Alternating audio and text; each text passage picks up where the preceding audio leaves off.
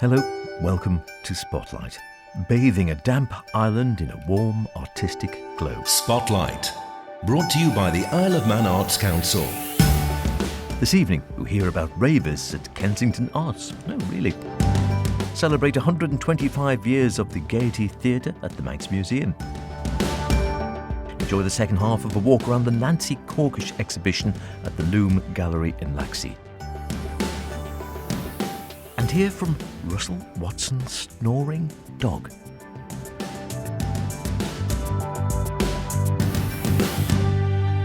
Remember, do get in touch with any creative artistic endeavours you might be involved in, planning, hoping to create, or would really like to put in the spotlight.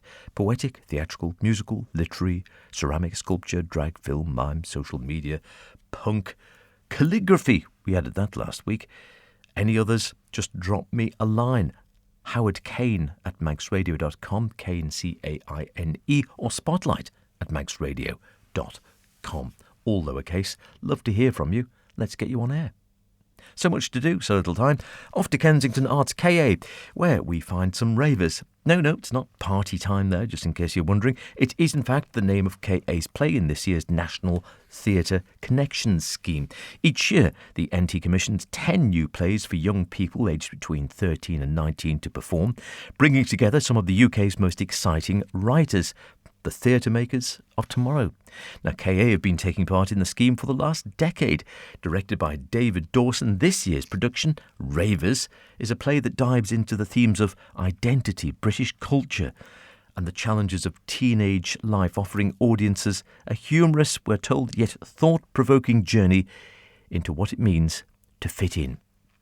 One of the assistant directors of the show, Ben Gale, told me more. With National Theatre Connections, it is a case of they tend to write, it's aimed to write 10 new plays each year that go out for the groups that are wanting to do connections. Sometimes there's one that's reused if they've not managed to get all 10 done. But yes, so Ravers is another brand new piece, so never done before by anyone else.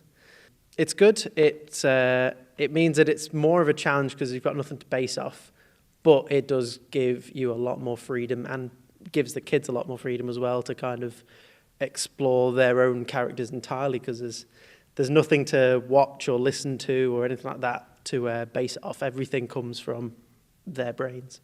And this is a fairly sizable cast with this piece. Yes, so this is the largest cast we've done with Connections on the Isle of Man. Cast of 21, but we have 20. So we've got one person who's dual rolling. But we thought for 10th year. 10th year.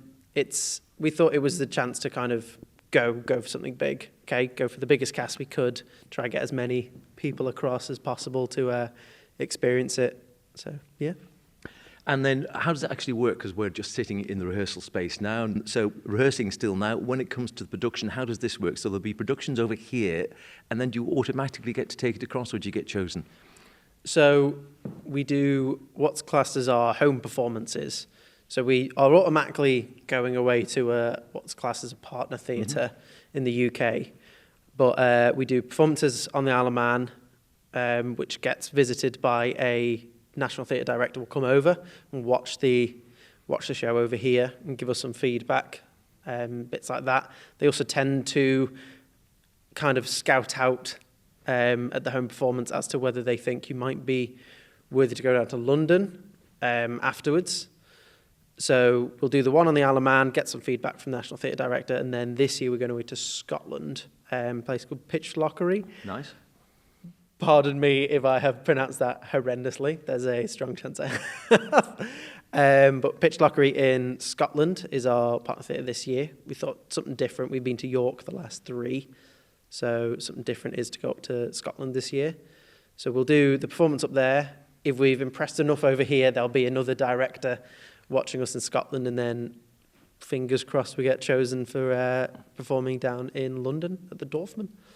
And then how's the rehearsal process been going? Is it do you sort of take a sort of improvisational approach to getting into things, or how does that work out? With the fact that it's never been done, it is a lot different. What we like to try and do is give the kids a fair amount of input as to how they see it wanting to be done, how they see their characters being. then we can kind of guide in a direction if we need to.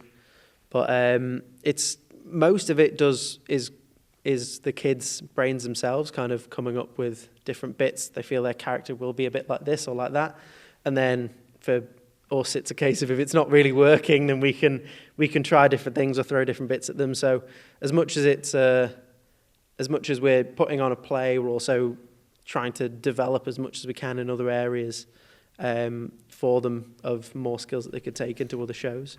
Ravers will be performed at KA Theatre on Friday the 28th of February, 7:30pm, Saturday the 1st of March, 5pm, Saturday the 1st of March, 7:30pm. So a matinee that day. Tickets are available for purchase online. You can go to kensingtonarts.ticketsolve.com. At the ticket booth there, you're going to find your tickets. An apology now as well. I chatted to two talented cast members whilst I was at KA chatting to Ben, but in one of those annoying quirks of the wonderful tech we all depend on every day now, for some reason I ended up with half a file and couldn't use the second part of the interview in which the cast members featured, which is very annoying, to say the least. It's amazing my iPhone survived, and I did manage to break my own personal record for the number of swear words you can fit into one sentence. Apologies to them. I shall endeavour to get down there again for a red-faced repeat performance. So much for reliable new technology. Where's that old viewer? Spotlight. Brought to you by the Isle of Man Arts Council. There can't be many people on the Isle of Man who haven't been in the Gaiety Theatre at some stage in their lives. But did you know this year is the Gaiety's 125th anniversary? It's played a pivotal role in the island's local dramatic scene and hosted a veritable who's who of stage, screen and radio greats over the years. To celebrate this, the Manx Museum is hosting a splendid little exhibition which, whilst compact, is packed with interesting exhibits and posters put together by Curator of Art and Social History, Matthew Richardson.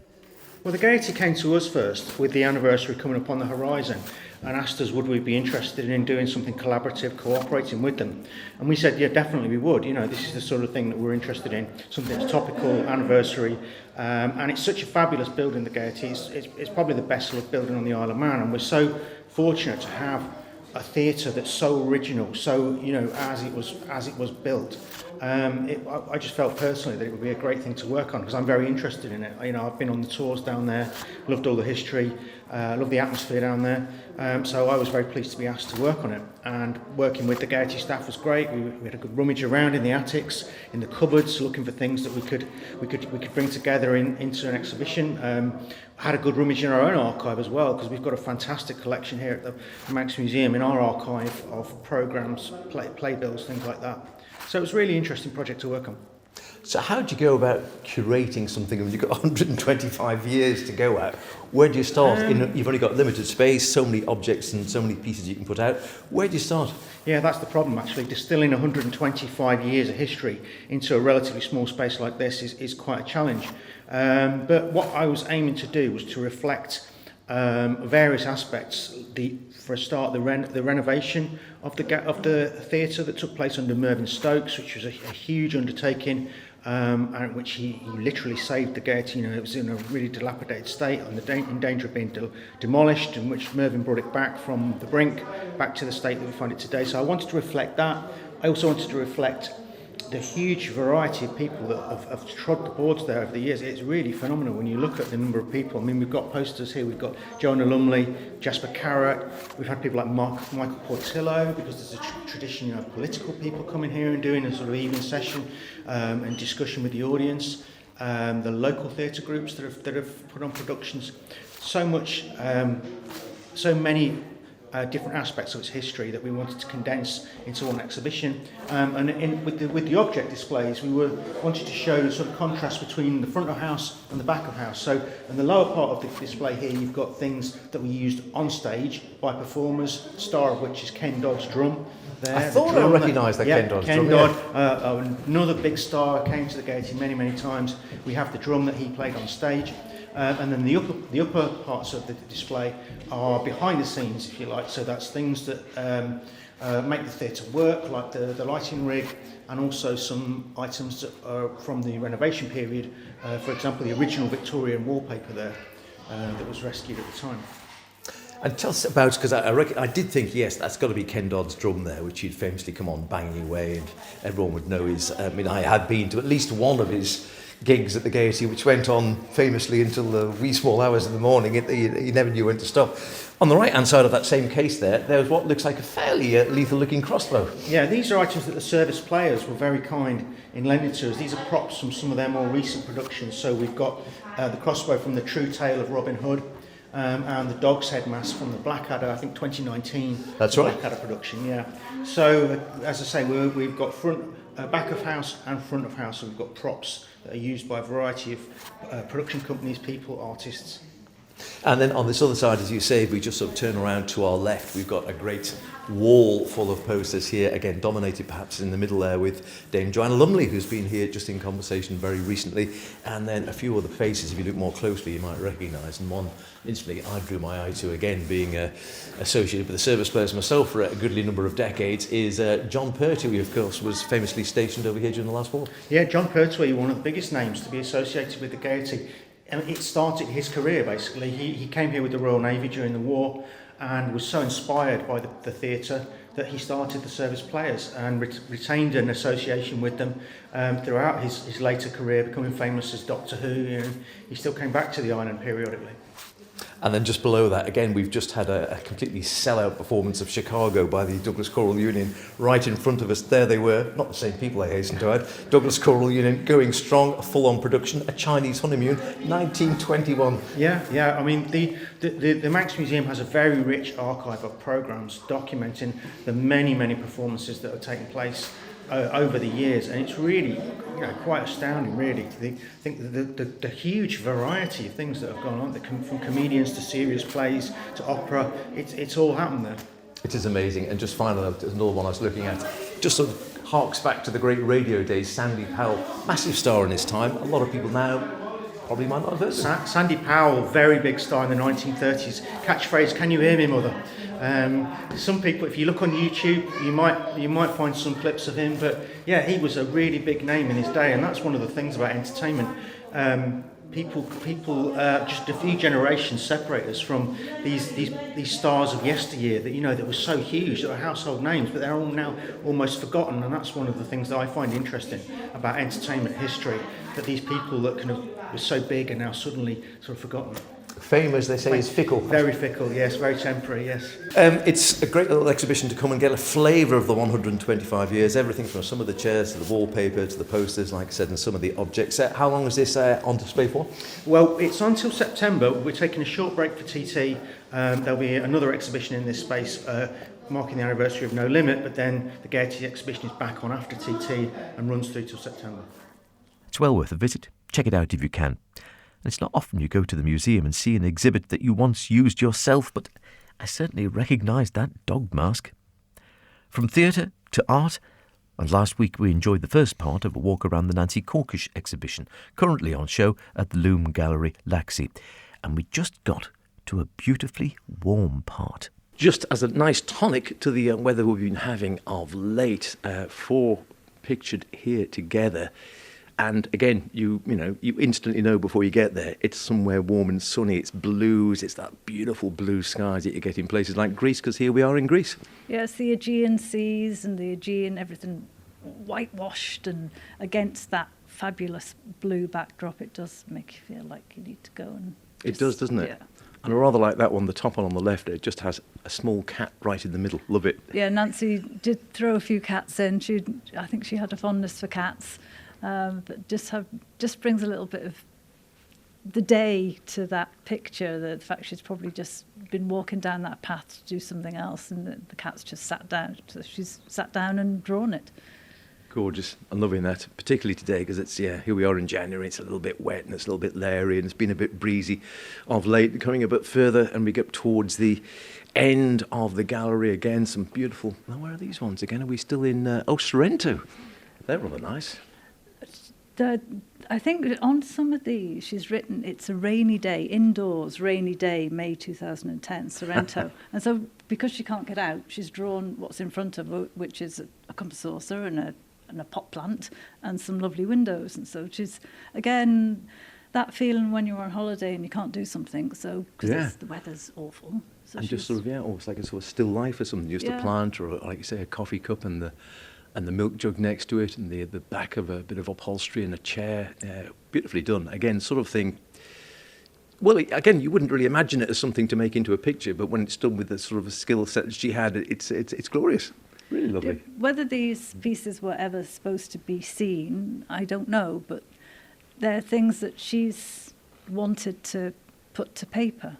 And so it's those moments that you capture when you've been away yourself and you say, oh, remember that day when it was raining, we couldn't get out. And you see that picture and it brings everything back. So it's moments that she's captured, just that maybe I say she maybe never meant them to be seen, but we've got the opportunity to see them now. Glorious. Let's go up the top end and right on the far end of the gallery, and we're back to some Manx seascapes again. There's Ballaglass Glen there, and a lovely one here, just a Manx seascape. Now, is that the south of the island? I think so, is it? Or If is it anyone can tell us where this is, we reckon it's somewhere on the west coast, possibly either. It could be looking towards the Calf, it could be somewhere like Erie Cushlin, but we're open to suggestions. It is supposed to be somewhere on the island. Well, it is entitled just Manx Seascape, so come down and take a look. Far end, if you're coming down to take a look here, just about the third in as you go down the left-hand side. And then this one, oh, now what's this? This doesn't actually have a title underneath, and it's done on board and in sort of dun hues of lovely sort of trees and two cottages. Again, it looks vaguely familiar, but I can't place it, but I do love it. It's got a fantastically autumnal feel or sort of early winter feel. This is a bit of a whodunit, because it could be by David Byrne, but it could be by Nancy. Because sometimes there's pastels, because they would go out painting together, and sometimes their styles were so close that you can't actually tell who's done it. It's more Nancy's colours, and it has a delicate touch, but it could as easily be David's. It's not signed, and so it is on the back a whodunit. But it was with all Nancy's other pictures, and so we think it's Nancy, but might be David. It's unusual for an artist to have what appears definitely to be a completed piece, but not to have been signed.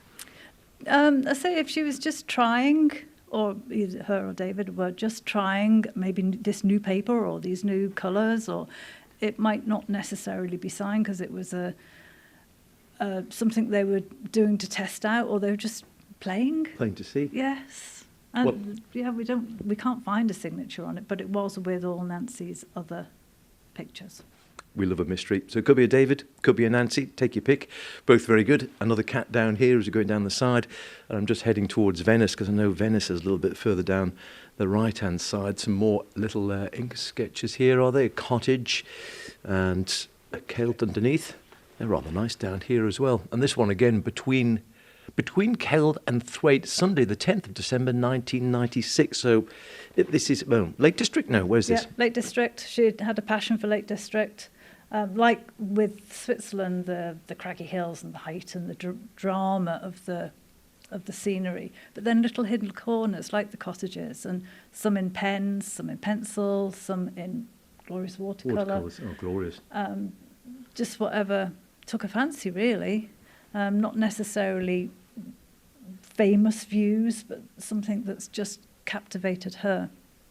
Absolutely. And they are glorious. And I love all the different media. She really was a master of all of them, I think. And then we'll just come down just in this brief, giving you a taster of what you can see at the Nancy Corkish Exhibition down at the Hodgson Loom Gallery down here in Laxey. And just finishing off with some glorious sights of Venice, if you've ever been to Venice before. And you wouldn't have to have been to Venice to actually recognise it. She really captured the colours beautifully here, I think. Yeah, she loved colour and texture and shapes, and of course Venice gives you all of that in spades. Every corner you turn in Venice will provide something captivating to draw. So she loved it, and what you see here is just a fabulous little wander around in and out of places in Venice. And Oh, we got some, yeah, actually we shouldn't leave without this. Some of the actual... Yes, okay, so some of the... I see, again, this is very different, isn't it? So this is just peachy. Now, let's see, that's well titled, isn't it? it is, and it is a peachy little bottom. 'Cause there's lots of life drawings here from Nancy's many years in life drawing classes, and in all styles, again, really wild charcoal, loose watercolours, or tighter, more finished studies as well. Some of these were on her walls, and others were in her folders. Everything has been reframed, but that peachy little bottom is just a delight. And there are, yeah, just a few of these life drawings from dotted around the sand. That's a nice one underneath there as well. Chinese girl and Julie Bluebow, and just a couple more around the outside. Just something, again, in great contrast to all the lovely landscapes and the little European tour around the outside walls on the inside. Would you say that David sometimes would write something lively on some of these life drawing pictures? Yes, Howard Sherman was telling me about a little story, because he used to be in the classes, the life drawing classes, and he said sometimes he'd be drawing away and David would come over your shoulder and write things directly on your drawing. And on a few of Nancy's, he's written naughty bits on the naughty bits and arrows, and it just gives you an idea of the humour and just the joy of doing these things. Absolutely wonderful. Hopefully we've given you a little taste of the exhibition, which you can enjoy down here, of Nancy Corkish's work at the moment. Now, and am I right in saying all of it, or the vast bulk of it, is actually up for sale? It's all for sale. Everything is for sale, but they were offered by some auction houses to take everything off them, and Nancy's daughter said that she thought that Nancy would prefer them to be offered for sale on the island before anything like that would happen, and they are at considerably lower than value, if you like. They've all been put at really good prices. There's just such a wonderful selection, and to be able to show these off, and this vast collection over the years of Nancy's styles and illustrations and life drawings, it's just lovely to have it all here. Hopefully she'll be very happy. It's a fascinating exhibition with virtually all the work on display for the first time, and I think pretty much all of it for sale if you want to own a Nancy. It's on display until the 22nd of March this year.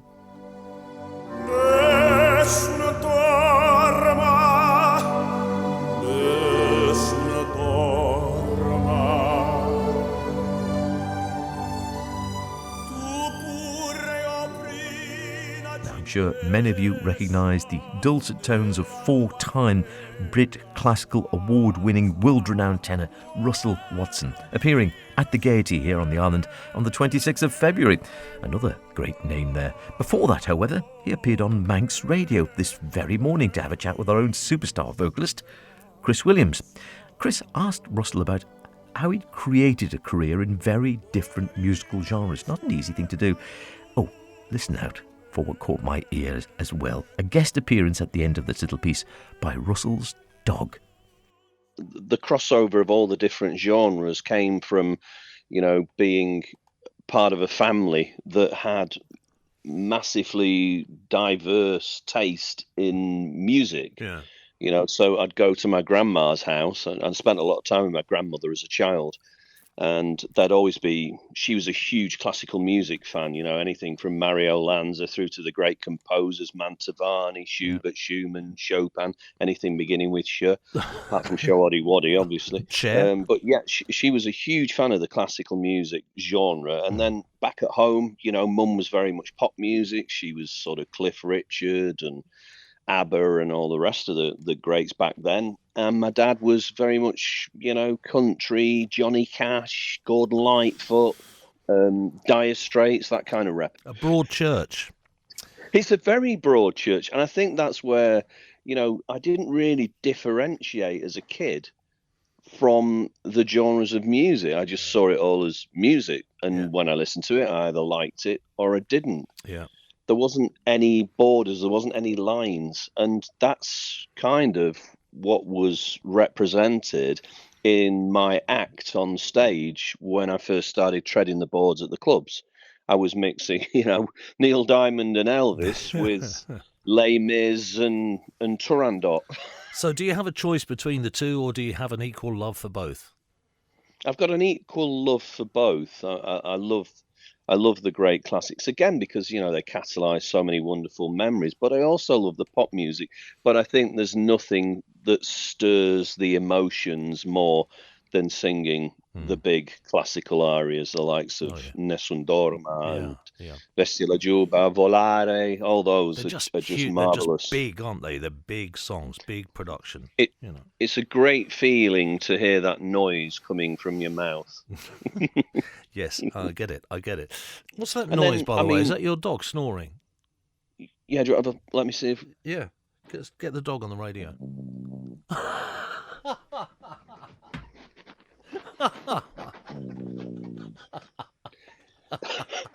What's brilliant, isn't What's it? the dog's name?